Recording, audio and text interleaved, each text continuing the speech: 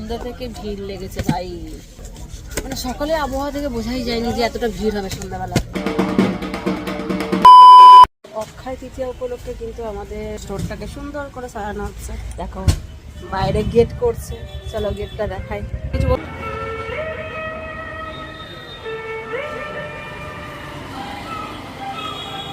ঢাকিও চলে আসছে। মোটামুটি গেট করাটা কমপ্লিট হয়ে গেছে, এখন লাইট সেট আপ হচ্ছে। কি সাজিয়েছে, এবার এপাশে আলো, না ও দিক দিয়ে উল্টো দিক দিয়ে পড়ছে। তো গাইস তোমরা দেখতেই পেলে গেটটা অলমোস্ট কমপ্লিট। এখন লাইট সেট আপ হয়ে গেলেই কিন্তু বিকেলবেলা একদম ঝাঁক চকচকে লাগবে, মানে যা হবে না, হেভি সুন্দর লাগবে দেখতে।